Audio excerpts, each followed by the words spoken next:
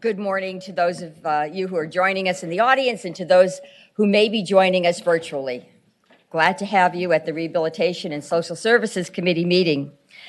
The committee will now come to order. I will ask the clerk to open the roll.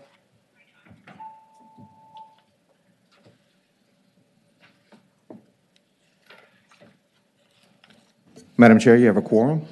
Thank you. Okay, we're going to go through a couple of housekeeping items, and thank you to the House patrons who are here. We'll try to be fair and expeditious. First item before us actually is an identical bill to Senator Bell's bill, and the patron is Delegate Bulova. It's House Bill 426. It's identical. Move be reported. Second. Thank you. Motion has been made to report the bill. It was seconded. Clerk, please open the roll. Delegate Bulova, your bill. Ayes 10, no zero. Thank you. Your bill reports. Okay, now we're going to move to similar bills. First bill on that is House Bill 20. The patron is Delegate Fowler, and I believe it is very similar to Senator Mason, your bill. Do you want to give a Delegate one moment? Fowler, do we add the reporting mechanism to yours that is at the end of mine? Mr. May can probably help us. We decided we wanted the board to report how the money's being utilized efficiently, where it's going, how it's working, impact. Okay, well, essentially, this bill, it sets up the, where's the microphone at? But anyway, the Virginia Spirits Promotion Fund, which is very similar to a wine fund that's already out there. So this is just, it sets up the same type of thing. Of course, the bill requires 20% of 20%. So can you do the math on that, man? No, but sir. anyway, but it's, and it goes into the Virginia Spirits Promotion Fund. That's essentially the bill. It's a fine bill. The Senate Yes, voted it out 40-0. Yeah. We did have one slight amendment, which Okay. we hope you would consider friendly. Yes, ma'am. And that amendment had to do with requiring the board to produce a report on how the tax dollars are spent regarding marketing. That was Senator Mason's idea, and Yes. I would like Delegate, Yes. I would like David May to read the amendment, and perhaps you could accept it as a friendly amendment. Yes, I think reports are good. Thank you. Madam Chair, so the amendment would simply be adding section 3.2-3011 to the code and adding a provision that requires the board to report regarding its activities and use of the monies in the Virginia Spirits Promotion Fund each year. So I move we conform Delegate Fowler's House Bill 20 to my Senate Bill 196, which would add that part. Very good. Okay, and I also know, I have a note here that it must be referred to finance. So may I have a motion on the substitute and to re-refer to finance? Okay, would the clerk please open the roll?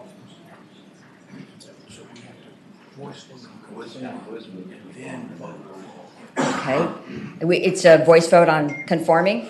Okay, you're absolutely right because it's a substitute. I move to conform. All those in favor signify by saying aye. Aye. I move to report and refer to finance. Second. Okay, now the clerk please open the roll.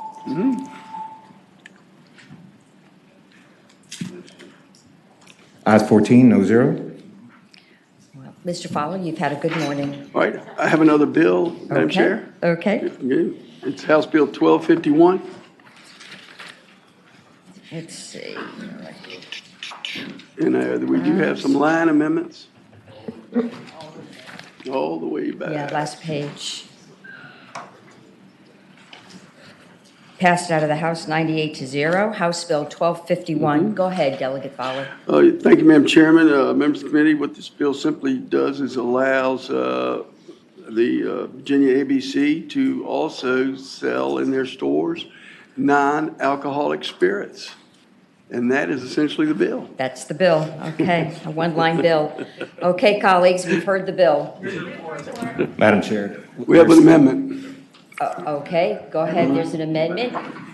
David May, did you want to offer the amendment? Madam Chair, there would be 3 line amendments. On lines 5, 15, and 110, we're going to make the same amendment, which would be after the word non-alcoholic, strike spirits, insert spirit alternatives. So instead of non-alcoholic spirits, it would be non-alcoholic spirit alternatives. All those in favor of adopting the amendment signify by saying aye. Aye. So, Anything Madam Chair, further, Mr. May? Okay, there's a question for the patron. Go ahead, Senator Sproul. maybe a question for You say Sproul. council. You say Sproul. Oh, I'm sorry. You Sproul, they don't, but, they don't. Senator. I can't be statewide this early in the morning. It's all you, man. You Senator go first. Sproul, go ahead. You've got the floor. I'm trying to understand the word spirits, non-alcohol. Now, I don't drink myself, but once in a while I drink scripture juice. I call that wine. Yes, yes, sir. Yes, Senator. So I'm trying to understand what's non-alcoholic spirit. So I'm trying to understand the word spirit. So why are you calling it spirits if it's non-alcohol? I thought spirit was alcohol. What's the difference? Well, I might have to bring, Senator, I might have to bring somebody from the ABC up here because I just call it liquor. But anyway. Mr. Lusk, go ahead. Yeah, Tom Lisk, representing Diageo North America. The spirit alternative is, a spirit is alcoholic. So a spirit alternative would be a non-alcoholic rum, a non-alcoholic gin. So the people that want the experience of having a cocktail without the calories, without getting some of the buzz that may sometimes come from a cocktail, can have that experience. The same texture, you would mix that non-alcoholic spirit with a mixer, so have the experience of drinking a cocktail, but not drinking alcohol. Madam Chair, Senator Sproul. so that won't get you drunk then? That's correct. It will not get you drunk. Thank you so much. Okay, Madam Chair. are there any other speakers? Senator McPike. Sorry, just maybe a question for Tom. Would that also include like CBD infused beverages? What's in the non-spirit category? Because I know that's also emerging. How does that fall within? No, it would, to the best of my knowledge, it would not include any CBD infused products. In fact, that's not permitted under the Department of Agriculture regulations now. But no, these are products that would be marketed as a rum or a vodka or a gin without alcohol content. Senator Hanger. Thank you, Madam Chair. Dr. Fowler, if we do this, I know you might, if you were to come out of the ABC store one day and somebody from church saw you, could you now under this bill tell them you were in there buying Pepsi Cola? Well, Senator Hanger, just, I feel like I'm in front of the Senate committee. I have to have 100% full disclosure. So if you see me coming out of the store in Ashland, I'll probably have a whole case of Elijah Craig. So we'll see what it Okay, motion has been made to report. Is there a second? Second. Please, clerk, please open the roll.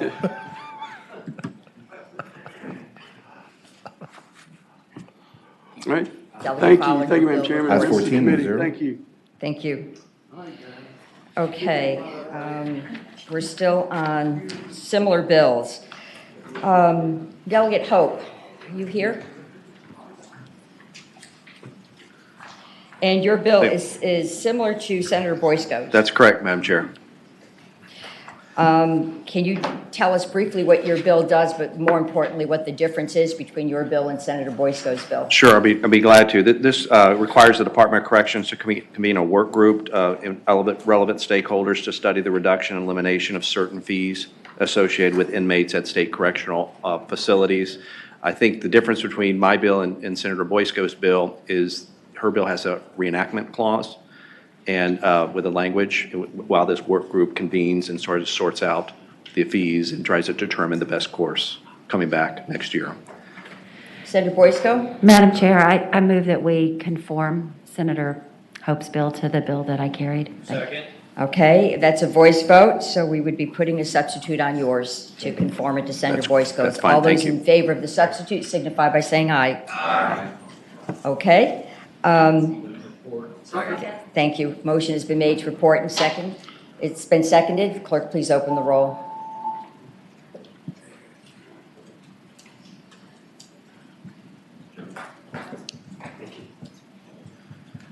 Ayes 9, noes 5. Your Thank- substitute report. Thank you, Delegate Madam Chair, Hope. members of the committee. Thank you. Okay. Delegate Bell.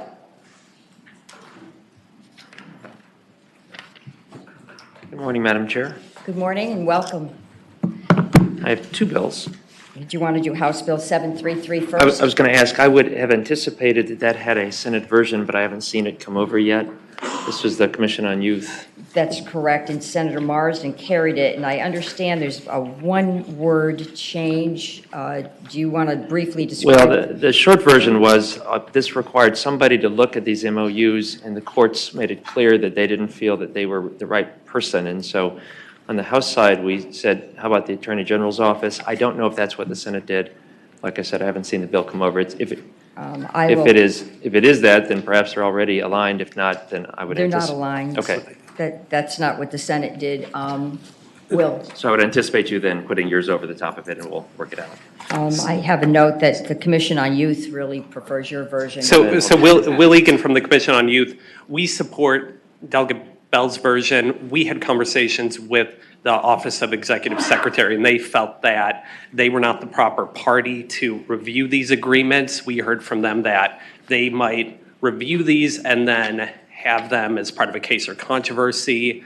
And so an agreement between Senator Marsden, Delegate Bell, and advocates would be that the Attorney General would be the best person to review these agreements. Mr. Chairman, who are we? You keep saying we, who are Senator you? Sproul, and then. Will Egan, the Commission on Youth. Okay, I didn't know your name. Okay, thank you. I move to report.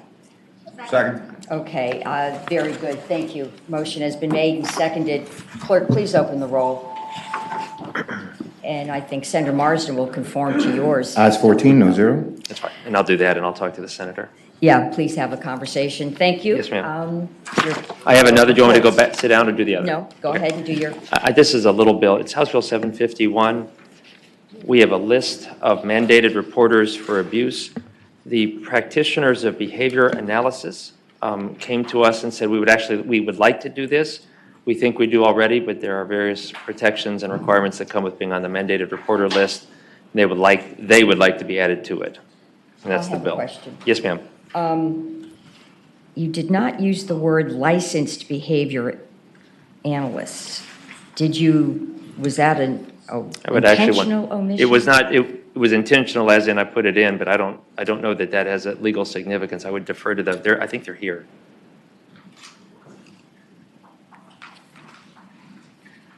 I might be mistaken. I don't object to it. It would then restrict, though, who It would would be. be- So actually, that would Right. shrink the bill. They Right. wanted it to be as broad as possible, and this is a style of behavioral analysis that they use, and And I guess- they don't think they're covered is the issue. And I have a further question. Is there some training? I mean, would those who practice behavior, because it's a rather I would say, touchy and complicated issue in terms of being a reporter. yes, ma'am. So you might recall, I think we were both here at the time, we made the decision some years ago to stop being quite so strict about it. It was during the coaching issue and what we would have to be with, and we finally just said we are going to have requirements outside the licensed professions that we started with. This would be more in that bucket than the initial group that was, as you say, very much a license this, license that part of your training. And I philosophically agree that having more people being responsible for watching out for our children Right. is the right way to go. David May, do you have anything that you should add to this conversation, or? Madam Chair, no, I would just point the committee to section 54.1-2957.16 of the code, which says that everyone who practices behavior as a behavior analyst has to be licensed, and it refers to them as licensed behavior analysts. So there shouldn't be anyone who's not licensed engaging in this practice. Thank you. That really does. That's better. Thank you. Respond to my question. So there's nothing more that needs to be added because of the definition that's already in the code. Is that correct? It would be reported. Second. Very good. Thank you. Motion has been made. Will the clerk please open the roll? You know I like you, right? I was going to. Ayes 14, no Always. zero. Delegate Bell, 751 report. Madam Chair, thank you. Thank you. Okay, let's go back to, is Delegate Shin here? Welcome. Thank you. Good morning, Madam Chair, members of the committee. Good morning. You have a bill that's very similar to Senator Morrissey's bill. Do you Yes. want to briefly describe it and tell Sure. us what the difference is? Sure. House Bill 1053, as adopted, is a Section 1 work study bill. And the difference between my bill and Senator Morrissey's bill is similar to Senator Delegate Hope's and Senator Boysko's bill, where Senator Morrissey's has a reenactment clause, and mine just eliminates all of that and just is a work study group, or work group. Senator Morrissey, do you want to put your bill on top of hers, which would be a substitute, and you can go into conference? Happy to do that, Madam Chair. Happy to do that, Madam Chairwoman. Okay, we will take that. Oh, Senator Hanger. Well, I just had a question on that, on both bills, actually. Both of those bills started out at a much more aggressive bill, and we put a reenactment clause on them because we really weren't comfortable with the policy. I'm not sure why we put a reenactment clause on studies in Section 1. Madam Chair, An the interesting point. reenactment was removed. So if we conformed, it would be to the Senate Finance substitute, which simply turned it into a work You group turned it into a to look work at these issues without reenactment. So there's no reenactment clause. Madam Chair, on HB 1053, in our work group, we list out specific stakeholders we'd like to bring into the work group. And so is there any, I'm not sure what the procedure here is, but I'd like to be able to protect those stakeholders. Yeah, we can do that. Okay. We'll do that in conference. Okay, Senator Morrissey, do you want to make a motion? Madam Chair, before we do that, Yep. Senator Boysko. Delegate Shin, is this your first bill in the Senate? It is. So I have a couple questions for you. Oh, no. Oh, dear. Didn't you just have a bill about? Madam Chair, question for the patron. Senator Boysko. Delegate Shin, I understand that part of the study here is dealing with commissary items in local jails. Would that include kimchi? I have never seen kimchi offered on the commissary canteen list as of yet, but I would certainly be welcome to that suggestion. Thank you very much. Colleagues. Okay, Senator Morrissey. Madam Chair, I make a motion to conform the delegate's bill to mine? Yes. Okay, motion has been made to offer a substitute. All those in favor signify by saying aye. Aye. Okay, that motion passes. Thank you, Madam Chair. Very good. Will the clerk please open the roll?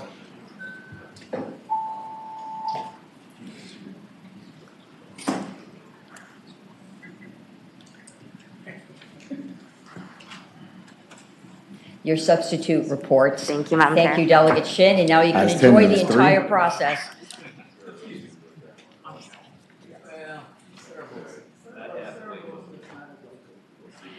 Okay, is Delegate Cardoza here? Welcome. Thank you, Madam Chair, members of the committee. Welcome. Madam Thank you. Chair, are we hearing this bill today? Senator Locke. Well, yes, we are hearing this bill, but I think we're going to help this new patron understand the process. Go ahead. Oh, okay. Just checking. I'm here to present House Bill. Welcome. Thank you. Well, thank you, guys. I'm here to present House Bill 1060. It is a missing persons bill. It will make it so that if you have a disability, we will search for you immediately. It's very similar to Chairwoman Favola's bill, and I would ask that you would report it and look favorably upon it. I will just say there are some differences. My bill identifies critically missing adults, but removes the requirement on those that might be abducted. Yours goes into far more detail, so I think we have to have a conversation with some stakeholders. Yes, ma'am. Are you okay with that? I'm perfectly fine with that, yeah. Okay. Any other questions for the patron? Okay, Senator DeStefs. Madam Chair. Senator DeStefs, and then Thank you, Senator Madam Chair. McPike. So Delegate Cardoza, is this your first bill on the Senate? It is, Senator. So you've blessed us with your presence in this august body in the Senate for your first bill. Yes, Senator. Okay. I have just one question on your bill. How many words are in your bill? I'm not sure, but I can assure you that every word is important and needed for. Well done, Senator done, Sproul, and then Senator Morrissey, and then Senator Locke. In your bill, I don't see spirits in your bill. I'm looking for the spirit. I'm talking with my colleague, Senator Cosmo. What do you say, spirit? And he said the spirits and wine is different. I don't see that in your bill. Is that in your bill? Did you say spirits? Yes, sir. No, spirits are not in my bill. There is not a version that I know of that does have that. But I would love to have some spirits after getting out of here. That's a very good answer. Madam Chair? Oh, did I cite somebody else in the Go queue? ahead. Senator Morrissey, Senator Locke, and then, oh, okay. Good morning, Delegate. How are you? I'm doing well, thank you, Senator. No fear of trepidation on my questions. A serious one. I'm always interested in what the genesis of a particular bill is. Did something happen in your district or some individual who had a developmental disability cause you to bring this bill forward? Yes. So it wasn't in my district, but very close. It was a young man by the name of Andre Grady. He was bound to a wheelchair since he was a younger child. And he went missing, and his wheelchair was found.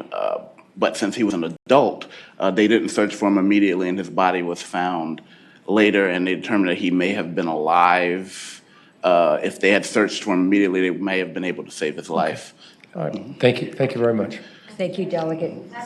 Senator Locke, and then Senator Hanger, and then Senator Boysko.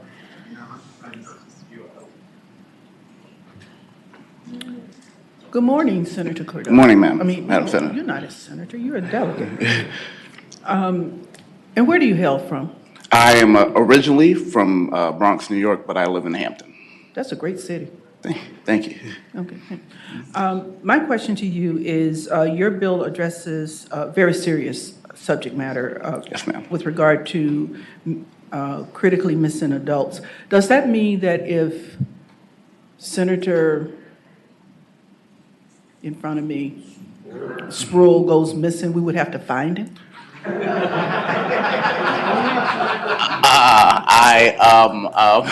We would definitely have to find him. Yeah, we would. The General Assembly would definitely go find one of our members immediately. Absolutely, yes. We would seriously have to find him. Yes, ma'am. Yes, ma'am. I'm going to have one more hazing question. I think we have to be gentle with the new delegate. Oh, we've outlawed that. Not allowed. Not allowed. Senator Hanger. Thank you, Madam Chair. I was only going to say, I think I like your bill better than our chairman, so stand your ground in conference. I appreciate the senator's comment. That's not a good move. I think that was harassing the chairman. What don't you think? Well, I'm ready for a motion. Madam Chair. Senator Boysko. I will make a motion at the appropriate time, but I understand that you have a great love of freshly baked cookies. I do. I'm a fan.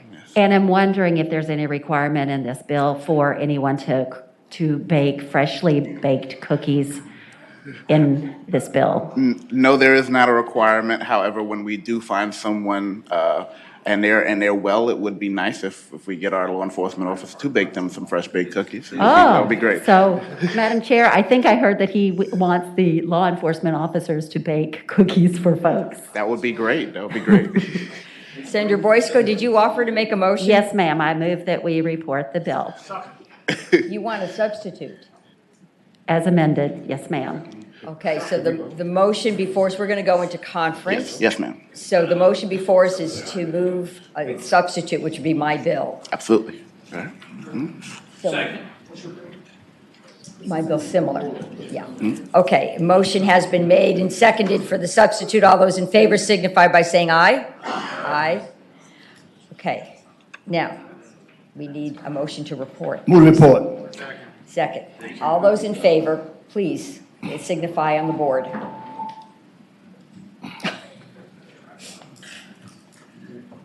Ayes 8, no 6, abstentions 1. the substitute reports, and you and I will have spent some quality time together. Absolutely. Thank you. Thank you. Madam Chair, could you reconsider that? Okay. Ask somebody to reconsider that vote, please. A little quick. There's been a motion that this vote be reconsidered. So moved, Madam Chair. Okay. Second. Thank you. Clerk, please open the roll. This is reconsideration. Ayes 15, no zero. Move to report. Second. Substitute. You're reporting the substitute. We're Yes. moving to report the substitute. Will the clerk please open the roll? You gotta watch them Democrats on that end. Close the roll. I hope you feel love. I do. Thank you. Ayes Thank you. 15, no zero. Thank you, Madam Chair. Thank you so Committee. much. Thank you. Enjoy that spirit. Okay, is Delegate Ferris is not with us. Delegate Head.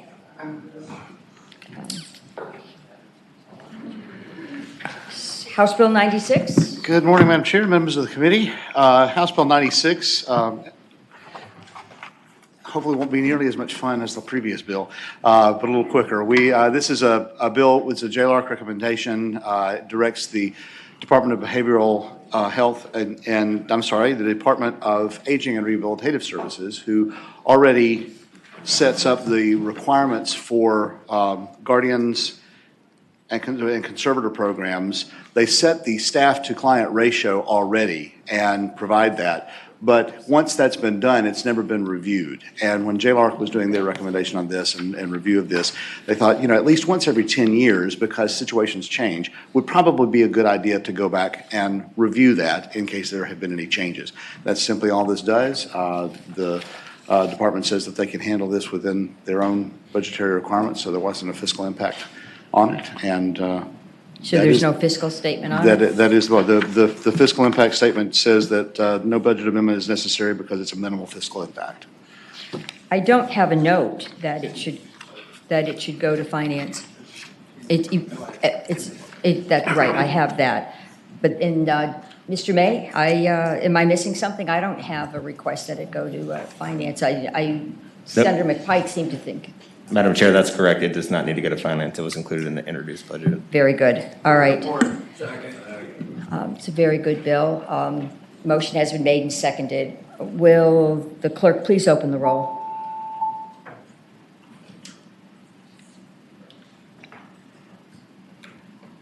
Ayes 15, no zero. Your bill reports. Thank you very much, Madam Chair. Thank you. Okay. I'm just moving along here. Okay. Who else might be? Delegate Marshall. Yes. Good morning. Good morning. House Bill 170. This bill is brought to you by me and directs the Secretary of Public Safety and Homeland Security to convene a work group to study inmate work release programs. And where the bill came from, back in the 80s, in my business in Danville, there's a prison just north of us, and they had a work release program. They would mail me, not email me at the time, a list of inmates who had specific skills. And that could be anywhere from somebody cutting the grass to a painter to a carpenter to a welder. And so what they would do is I would list, or I'd call them, and they would say, who do you want and when do you want them? And they would bring them to my location with a bag lunch and a soda. And so I could work them one day. I worked a welder for like 2 or 3 months. I didn't pay the individual, I paid the prison. And people have asked me, how much did you pay them? And I don't remember at the time if a laborer got more or less than like a welder, for example, a skilled trade.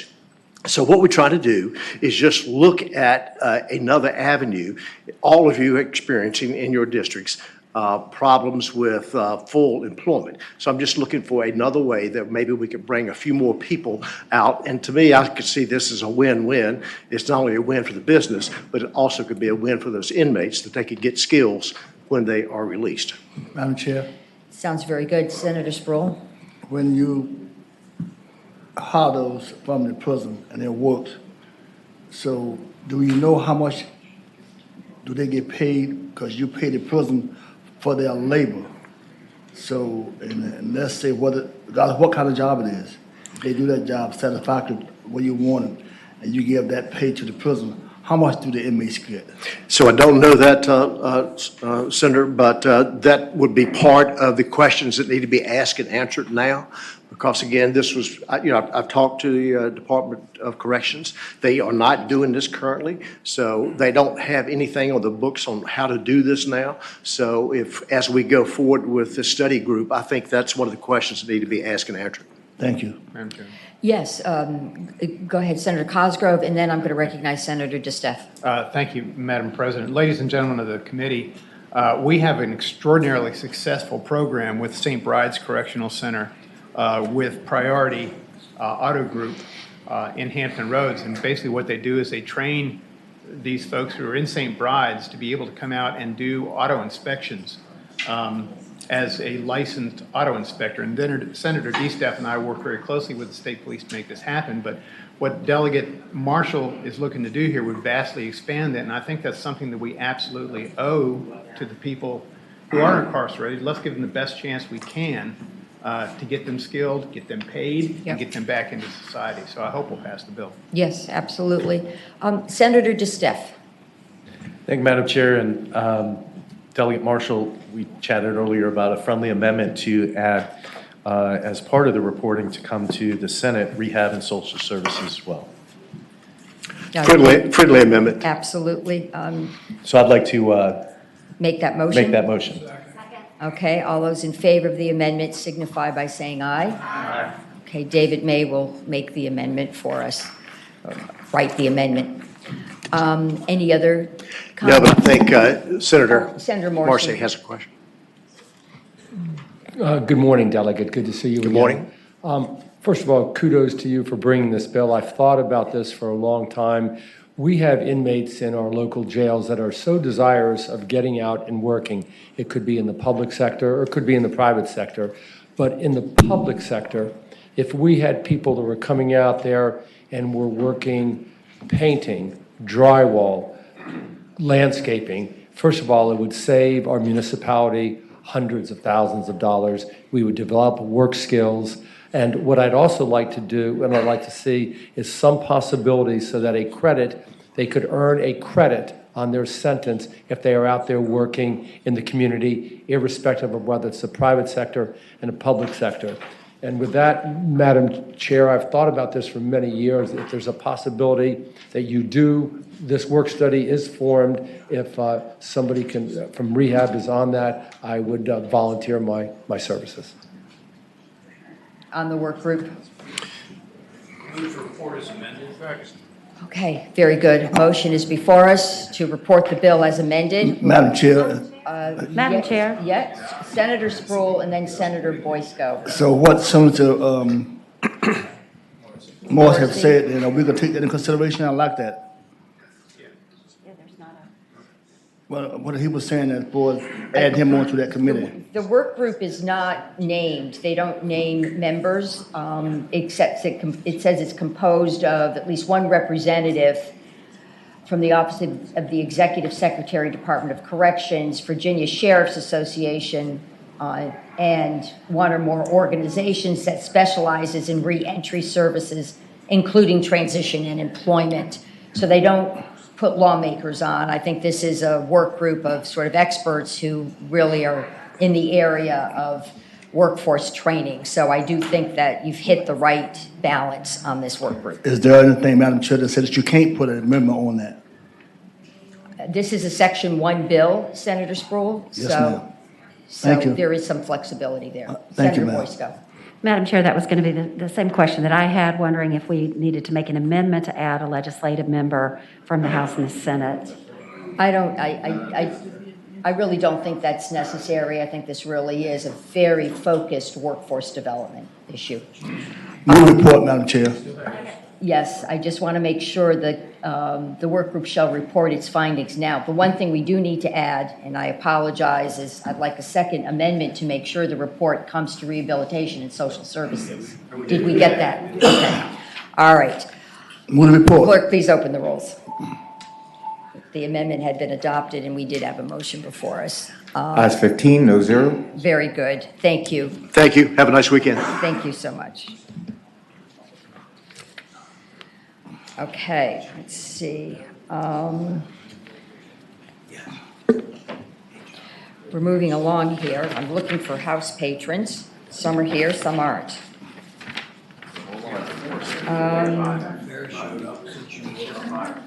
So hold on with that. Okay, is Delegate Ferris here? He just walked in. Yeah.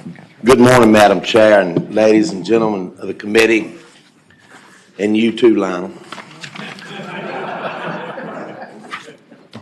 Move the report. No. Welcome, Delegate Ferris. Yes, ma'am. I have House Bill 50. It's a safe haven bill. It deals with the drop-offs for infants. It moves this to 30 days. It also puts language in the moves the drop-off date to 30 days. It also puts language in to extend the time to 30 days of age that a baby can be dropped off. And these boxes are I call them boxes, but I guess they're supposed to be mangers but they have a alarm on them that goes off after 60 seconds and have two different type alarms on them. And this is all permissive, but it allows for a place that someone can drop a baby off and doesn't have to show their face or be involved. And I'll just tell y'all a little story real quick. When I presented this in the House, an employee, a colleague of ours that works here stopped me and said, "I want to thank you for this bill." Said, "My son was left in a foyer of a bank where there was a cash machine." And so it made me feel like maybe I'd done something for once that might help somebody.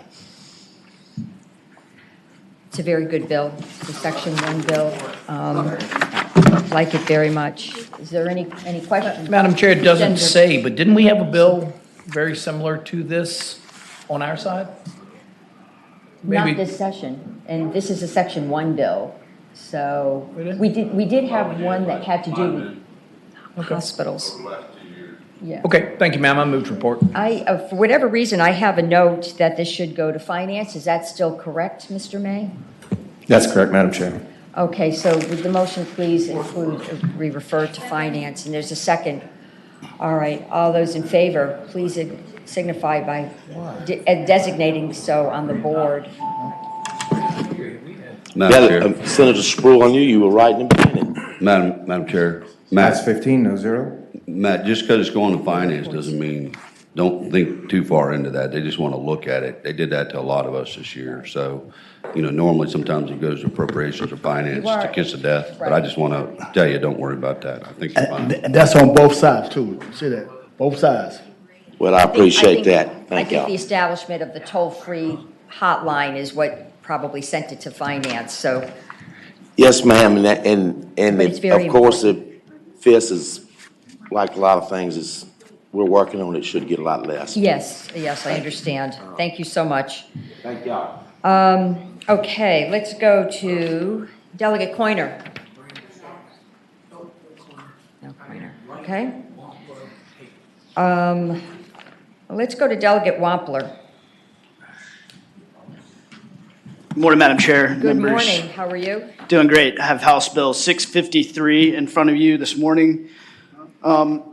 This really doesn't amend a significant amount of code, but the issue that I'm trying to get at here is to help our local DSS units across the state communicate and collaborate when it comes to foster care placements in Virginia.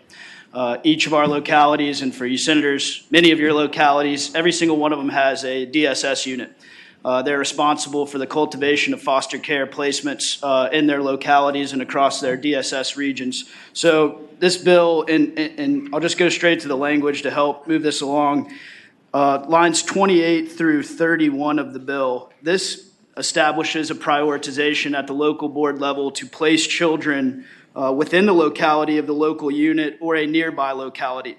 And then That's the only change on the first page, second page of the bill. The last new section, lines 89 through 95.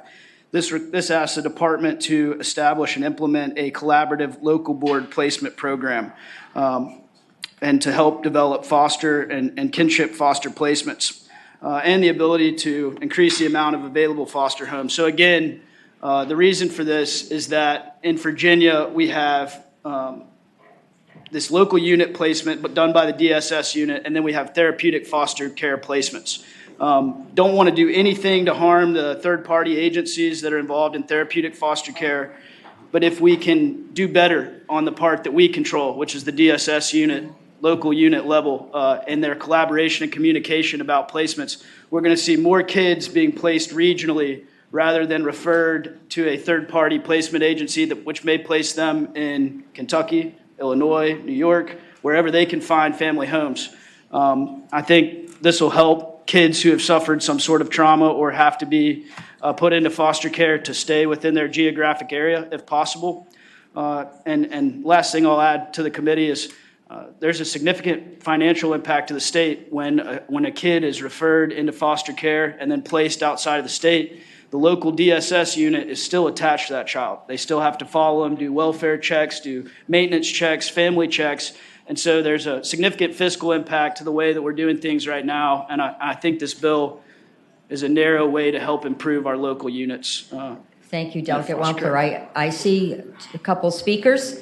Are you in favor of the bill? Do you have anything more you need to add? I think Delegate Wampler gave a pretty complete presentation. Sure. Members of the committee, Allison Gilbreth, and I'll also speak for Valerie Relu, Virginia Poverty Law Center and Voices for Virginia's Children, we're in support of the bill. Thank you. Is there anybody in the virtual world that may be waiting to speak on this bill? For those attendees in the Zoom room who would like to speak on this bill, please raise your hand electronically now. Madam Chair, we do have one hand raised. Okay. Ask the speaker to come in. I'd like a 45-second time limit. Cassie Boudin, would you please unmute and begin your testimony? Good morning, Madam Chair, members of the committee. Cassie Boudin with Children's Home Society. We're also in support of this bill. Thank you for weighing in. It's a very good bill. It does not have to go to finance, and it should. It does. I don't know. Okay. All right. We refer to finance. Okay. Motion has been made and seconded. Will the clerk please open the roll? Thank you, Madam Chair. Members. Ayes 15, no zero. Bill reports. Yes, I'm managing the, I know what he's here on. Is Patron Tata here? Ah, okay. Welcome. Thank you very much, Madam Chair. So I'm speaking to HB 349, which is a bill to amend a code relating to foster care. It's designed for foster kids who are turning 18 and aging out of their care. This bill will provide continued housing for an additional 6 months while they are transitioning to self-sufficiency and with the hope that they can become self-sufficient or participate in fostering futures. Annually, there are about 400 young people in foster care who turn 18, and about 60% of these young teens and adults do sign up for fostering futures. So, but for a variety of reasons, including past trauma, brokenness, strain, stresses, they decline to sign up for fostering futures. So a lot of these young adults end up homeless. So this bill is to try to just give them 6 months buffer of housing with the hope that they'll eventually be and sign up for fostering futures. So it would be state dollars that we Right. would be funding this for. Okay. And it did pass out of appropriations. Yes, and we will have to be sending it to our finance committee if it's the will of the committee. Absolutely. We've got a couple speakers. Do you mind? No. Madam Chair.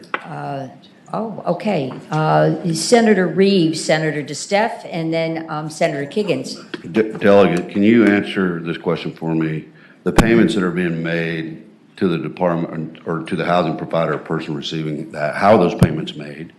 Through DSS. I understand, but are they electronic? Are they check? Are they? Oh, well, actually, Dr. Imparente is on the, hopefully virtually, and So you need a phone a friend? You don't? Madam Chair, I'll withdraw my question. Thank you. Oh, thank you. Okay. Senator DeSteph, and then Senator Kiggins. And Madam Chair, I just had one question for the patron, which may require a follow-up, or I may turn it over to the committee for additional follow-up questions. But Delegate Tata, is this your first bill on the Senate side in front of this august body? I am so happy to say this is not my first bill in front of a Senate body. I had one in front of Judiciary. Does that count? That counts. Did that you was get a it tough out? crowd. I have to say Did that it was a make very it tough out, crowd. Madam Chair? That's the question. It was just. It did make it out. Oh, well, no hazing for me. Wow. All right, so that might limit some of the harassment on this side, but Praise not the much. Lord. Senator Kiggins. Thank you, Madam Chair. I just actually had a real question. So for that 6-month period, is there anything that's dedicated to actually help these guys find permanent housing? Because I know this is just kind of provides some cover for that 6-month period. Is there something in place that's an advisement or just mentorship or some sort of just help that they can then find permanent housing, or are we just giving them money for 6 months? They're still, that's a great question, if I may answer. Yes. They're still tethered to their caseworkers, so and again, the whole point of this is to just encourage them to sign up for Fostering Futures, so that they'll definitely still be in touch with their caseworker and the DSS. Fostering Futures does have a requirement that they have a work plan or an education plan, and sometimes it takes youth a while to formulate that and get their head wrapped around that. Okay, so Madam Chair, members, just so from my understanding, so then there is a push to help them. Yes. get And housing. just to Okay, give you a thank quick example, just recently, there was a young lady who did not sign up for Fostering Future, and she ended up in Texas being trafficked because she didn't sign up. And so, it just, they don't sign up for a variety of It's reasons. another safety net. It's another safety net. Senator Sproul. Thank you. Your father-in-law was Delegate Taylor, right? Yes, that's correct. I was in the house with him. He was real nice to me. What for all my bills? You can look out for me, right? I'm going to do my best, Oh, sir. bless your heart. Bless your heart. Thank you. Senator Morrissey, and then we're going to get to speakers. Good Senator morning Morrissey. again, Delegate Taylor. Why would a young person who's been in foster care ever decline to avail himself or herself of housing services?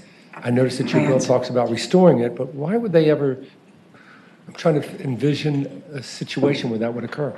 Delegate. Yes, that's actually a great question, Senator Morrissey. And, I have 4 children that are all past 18. And, kids around that age, they want to be on their own. They want to do their own thing. But these kids in particular have been so traumatized, and they've had such brokenness that a lot of times they just want to get out of the system. They just want to be away from it in their minds. And then what happens, they find out that it's not as easy as they thought. So. Okay, thank you. It's that's a good answer. Ms. LaRue? Thank you, Madam Chair. Valerie LaRue from the Virginia Poverty Law Center, and we do support this bill.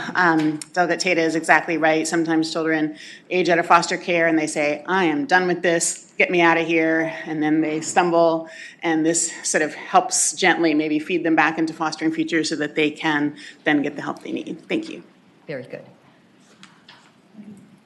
Good morning, members of the committee. Allison Gilbreth with Voices for Virginia's Children. I will echo my colleague Valerie's comments. We support the bill, and also all members of the Foster Care Policy Network, that's 32 organizations around the state, also support this bill. Thank you.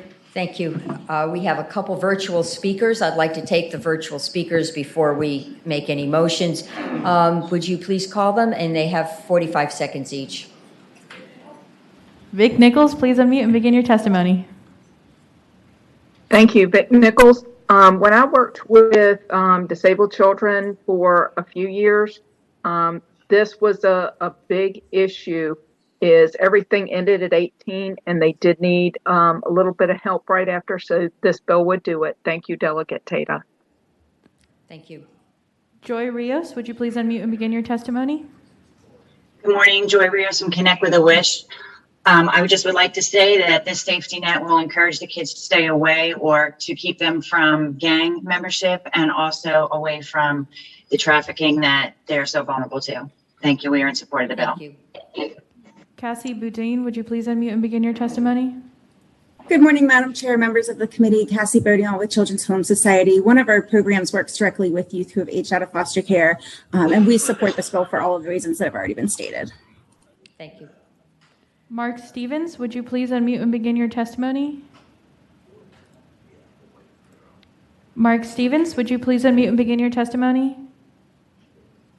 Good morning, this is Mark Stevens. I am with Stand Up for Kids. We're a nonprofit that work with homeless and disconnected youth. I've been doing this for 16 years now. And these youth who are aging out of foster care, without any support, end up being trafficked on the streets within the first 48 hours. We see a lot of this.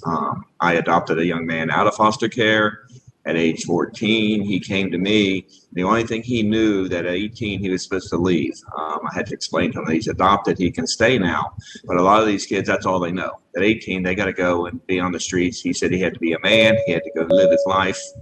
And this will really help these kids get further on and hopefully not be trafficked. Thank you very much. Thank you so much. I think there's a lot of enthusiasm for your bill. Okay, thank you for the motion. Somebody wants to speak to the motion. It's been seconded. Senator DeStef. Madam Chair, I have one last question for the patron. And this one requires a little bit of math. So if that child were born on February 29th, and that being a leap year, how many years would that child be able to stay in the program? Oh, gosh. I think we'll ask finance to figure that out. Thank you, Madam Chair. A motion has been made and Thank you very seconded. much. It's before us. Will the clerk please open the roll?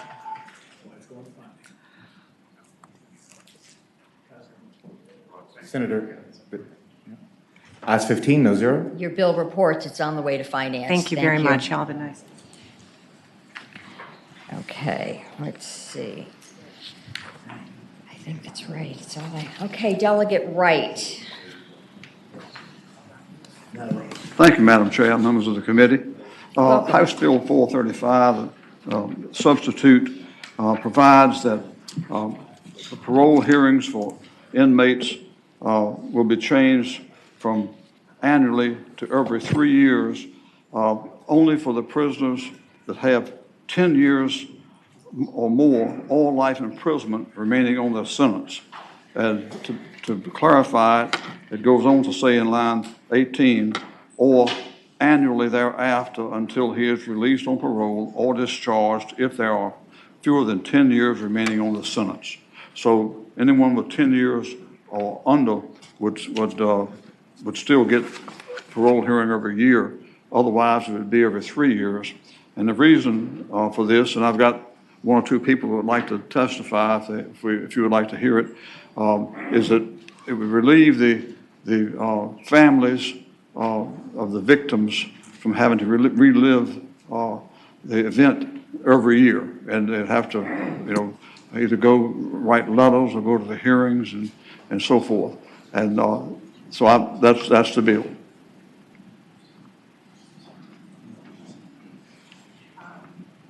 Okay, let's take your speakers. Do you have any additional information you can provide? Yes. Thank you, Madam Chairman. Wayne Huggins, representing the State Police Association. On November the 15th, 1976, Virginia State Trooper Garland Fisher was patrolling Interstate 85 in Dinwiddie County when he saw a vehicle traveling in the wrong way on Interstate 85. He pursued the vehicle and pulled it over, and as he approached the vehicle, he was shot. When he was shot, he was not fatally shot, but he was seriously wounded. He was overpowered by the assailant.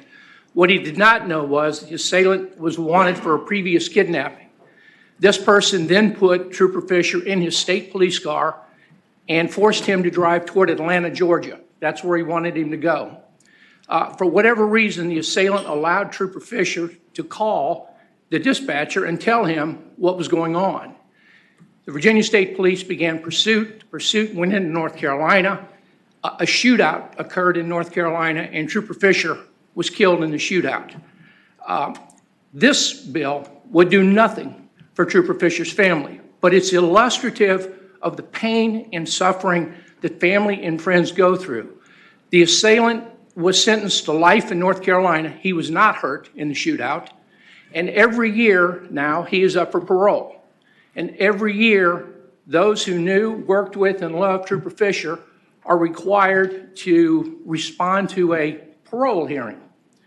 As Delegate Wright said, it's an extremely traumatic experience to have to live a crime of this magnitude over and over and over again.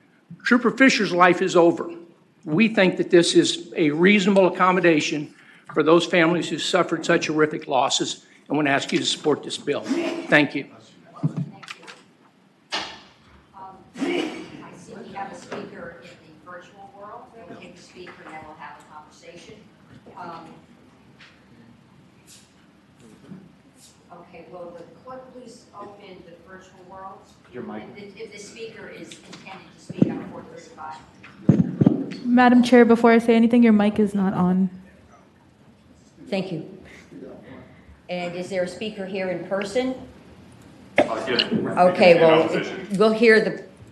We're picking an opposition, so. Okay, all right, let's hear the virtual speaker first. Richard Fortain, would you please unmute and begin your testimony? And you have a minute. Yes, Madam Chair and committee, my name is Richard Fontaine. I want to thank Delegate Campbell and Delegate Wright for offering House Bill 435 for your consideration and to the committee for allowing my testimony. My oldest son, Ricky, was murdered on August 8, 1996. The murderer was tried and convicted in 1997 for my son's murder, as well as murdering Billy Hester. He was sentenced to 2 life terms for those murders. The General Assembly 2020 session passed House Bill 33 that made the convicted murderer eligible for parole. I was shocked when I received the letter from the parole board that he was scheduled for parole interview. To date, I have received 2 of those letters.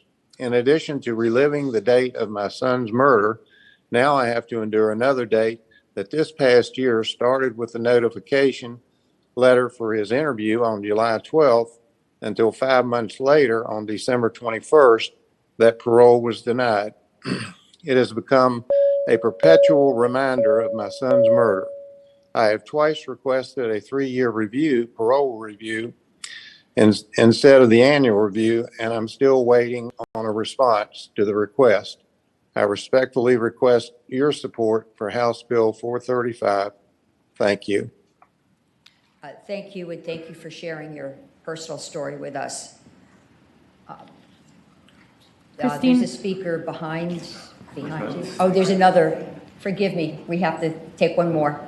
Yes, please call the next virtual speaker. Christina Sanchez, would you please unmute and begin your testimony? With 1 minute.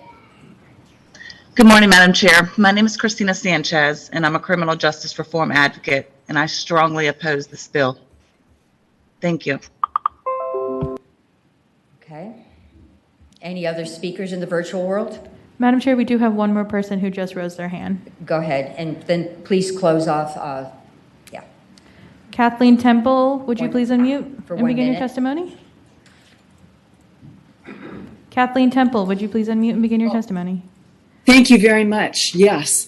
My name is Kathleen Temple. I live in Rockingham County, Virginia, and I'm a member of the Valley Justice Coalition.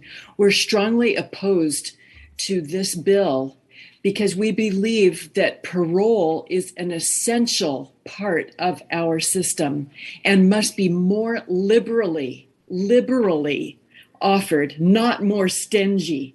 Our parole board already is very cautious and very slow to grant parole. So I don't think this bill puts us any closer to justice. Thank you very much for the opportunity to speak. Thank you. Madam Clerk, I think our virtual world is closed and we have no other speakers. Yes, Madam Chair. Yes, I know we have somebody in person. So please come forward. Thank you, Madam Chair, members of the committee. Sean Wineta speaking on behalf of the ACLU of Virginia. We do oppose this bill. This has been addressed several times over the years, and I think it's also important to sort of properly characterize victim role in the parole process. It is not something that victims are required to participate in. It is certainly an opt-in system. While they do get the notifications, of course, every year, they can choose to engage or not. It is not something that they are required to do. So I just wanted to clarify that. So we do oppose the bill. Thank you for your time. Thank you. Good morning, Angela Inglet with Prison Fellowship, and we also oppose this bill. Thank you. Thank you. Okay, Senator Morrissey, do you have a question for the patron? I do, Madam Chair. Good morning, Delegate. How are you? Good morning. First of all, we still do not grant parole in Virginia until somebody is served, with exceptions. 85% of their time, is that right? I'm sorry, I couldn't hear you. Do we have parole right now in the Commonwealth of Virginia? Yes. Okay, for people sentenced after 1995 that do not meet geriatric parole or compassionate release? Yes, sir. Okay. So let me ask you this example. If an individual is 25 years old and is sentenced to a 60-year term, you would not allow them an annual review until they have served 50 years of that 60-year sentence? Do I understand the bill correctly? Lines 15 through 19 appear to make it clear that parole annual review is only eligible with the final 10 years. I'm not sure about the answer to that question. Senator Morrissey, would you like me to Follow-up address question. your question to David May? Sure. Mr. May. Madam Chair, Senator Morrissey, your math would be correct. There would have to be less than 10 years remaining on the sentence in order to trigger the automatic annual review. Thanks, David. Follow-up question. Through the chair. Right now, if a victim's family member wants to participate in the parole process, they can do so on a voluntary basis. Is that right? That's my understanding. So they are not forced to relive the actual parole hearing unless they choose to go there or participate. Is that right? Well, that's not the testimony that I've heard from people and the comments I've heard. Knowing that it's coming up and what's they feel maybe a necessity to go there. I see. It's reliving it for them, even though they aren't forced to go there. They still are, by virtue of the fact that it's coming up, having to relive it. All right. Let me. Thank you. Senator Morrissey, let me direct that question to Mr. May. Is there a requirement? Madam Chair, Senator Morrissey, there's no requirement. A victim and their family can opt out of receiving contact and participating in the process if they so choose. Madam Chair, I think the gist of this bill is that the fact that parole comes up, according to the patron, causes them that level of anxiety as opposed to going to the facility. I think that's what it boils down to. Senator Cosgrove. Thank you, Madam Chair. Just speaking to the bill very briefly, in some of the comments that have been made here, no, there's no requirement that a family member be at a parole hearing. But I am absolutely confident that any person on this dais who had their child murdered or their spouse murdered or their parents murdered would opt out just to get away from the potential pain. They want to be there. They want to be part of the process, but having to do it every single year seems to be a terrible imposition on the mental health of those folks who have already suffered terrific loss. So thank you, Madam Chair. Okay, the bill is before us. Madam Chairman? Yes, Senator McDougall. I understand where everybody has different views of this, but I will tell you, seems like we focus on one side of the ledger with these views. And certainly when I hear from constituents who had one whose parent was murdered while her husband was working on a boat in Chesapeake Bay, she went to take the trash out in her backyard and was brutally murdered. Person was incarcerated while the two children were in the house. 2 kids are in the house, mom murdered in the backyard. At some point, without notice, the individual was released, and then they said, oh, don't worry. They, being Department of Corrections, said, don't worry. They're released to a particular region of the state, which is approximately 4 hours from you. And then within 6 months, that person was walking down the street in their community because all the restrictions were gone. And so certainly we want to be fair to individuals who have committed crimes, and we want to encourage them to rehabilitate and to make amends.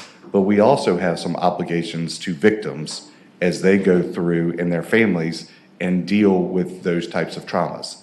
So when we're talking about the process, we should make sure that we're talking about both sides of the ledger and the impact to both groups of individuals, the victims and their families, in addition to the individuals who are trying to make themselves better through the system.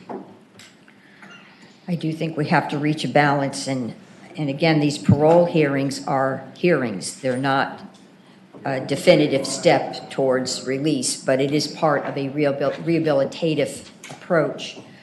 Senator Hanger. Thank you. I just want, as I read the bill, we're not talking about eliminating reviews. We're just basically saying, hey, every 3 years, unless there's 10 years or less remaining. And I think that would be, if we were to do this, I believe it would reduce the burden on the review process and parole boards so that there could be a more thorough hearing. And actually, I think it could be better for people that are incarcerated to have that more thorough hearing every 3 years, as opposed to just a quick, with the mind already set probably. I think every 3 years would be adequate.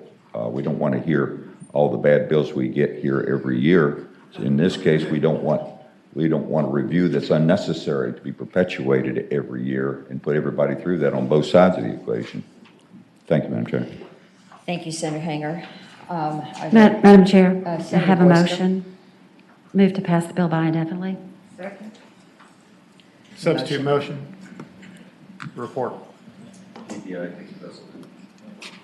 Well, I like. No, I believe, doesn't a substitute motion take precedence? Okay. Substitute motion is to move to report.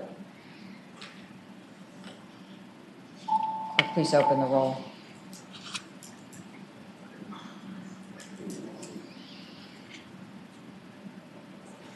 Ayes 7, noes 8.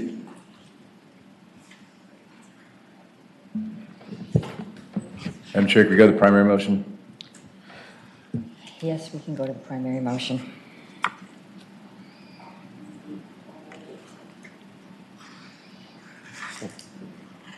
Open the roll. Is there, open the roll, please.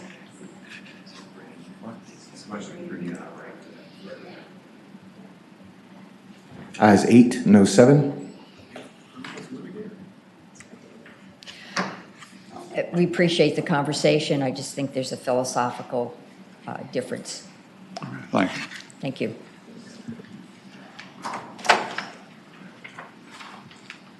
Okay.